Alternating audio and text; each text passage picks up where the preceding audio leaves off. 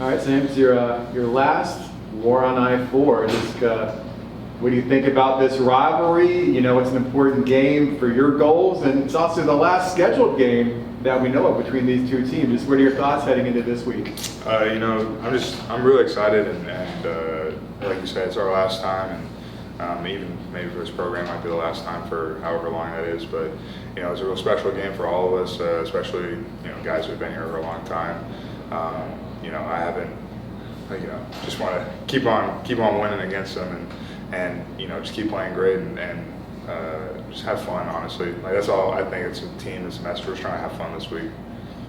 What were the emotions like in the locker room Saturday night? I mean, it's about as bad as you can think, right? So, you know, it's just kind of, it wasn't anyone's like not yelling at each other or anything like that. It's just, you know, we were disappointed with what happened, and obviously implications that had on that game, and you know, we just came up short as a team, and we knew that. But now this week, you know, everyone's ready to, you know, go out and win this and see where the chips fall. What does it say about the team that you guys are able to not fight against each other and kind of come together? I just think it shows how close we actually are. You know, there's a lot of times where previous years where I think guys would be freaking out in the locker room and getting mad at each other, but you know, we all came together, and you know, it was one of those things where we all knew that we just didn't get the job done collectively, and you know, guys who were feeling down on themselves, other guys were picking them up, and that's awesome to see, and that shows how close we are as a team. Mentioned earlier the last war on I-4 for you, but possibly, depending on how things go scheduled for the program period, obviously nobody wants to go through a loss like what happened Saturday, but with this on the tail end of it, does that kind of help you move past it, kind of take the aggression out? Absolutely. I mean, honestly, you know, the guys, we were ready to play our next game, you know, yesterday, right? So anything you can do, just get a bad loss out of your mouth. That's what we're focusing on. But you know, the guys are ready this week, and I think we're gonna have a great week of practice. You know, and our leaders in each group, even the guys who aren't really named leaders, they're picking their groups up, and you know, just letting them know, hey man, like we gotta go out and win this, and whatever happens next week happens. After you guys reviewed the film, why do you think the offensive line had struggles?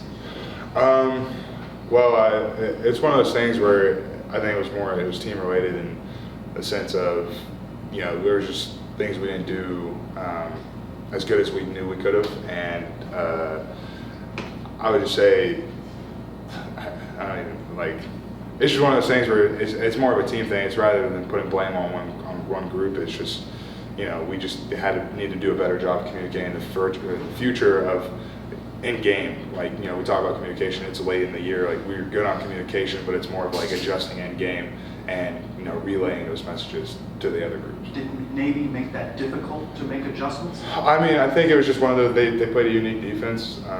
You know, it's just one of those things where, like I said, you know, going into it, like they were going to blitz, and we knew they were going to blitz, and it's just one of those things where they put a lot of pressure on you to make decisions right now and do things and adjust, you know, as quickly as possible, especially with the amount of possessions you get in the game, due to how their offense works. So it's one of those things where it's like that was their plan, right, to make it difficult for us, and I, you know, probably succeeded on that front.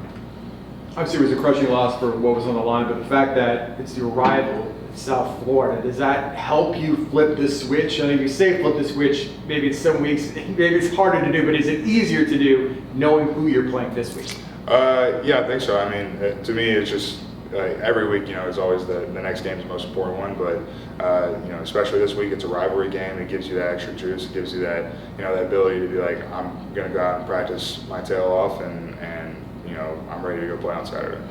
We just discussed this, but what comes with the challenge of facing a team with only one win? I would just say, you know, he said it best, you know, it would be overlooking them and maybe thinking they're not good and that you can just roll your helmet out there and win. But I don't think anyone's thinking like that, especially, you know, what happened Saturday, and you know, we're ready to just go play our best game.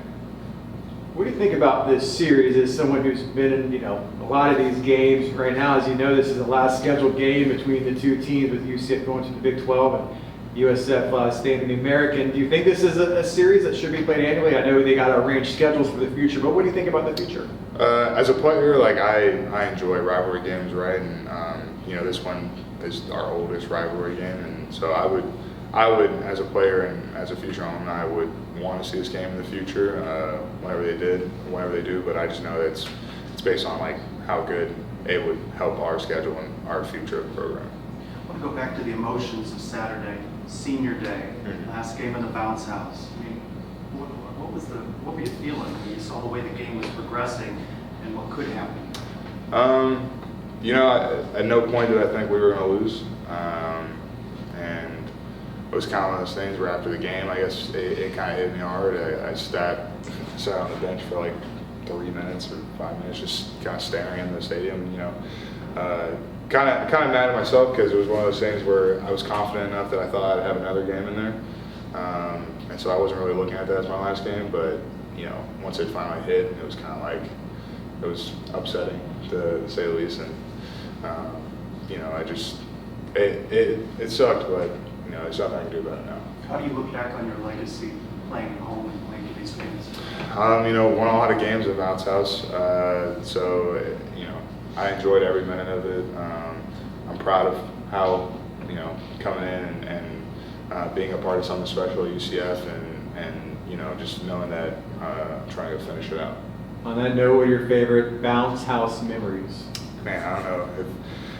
There's a lot, obviously, but it's hard to beat the 2017 USF game.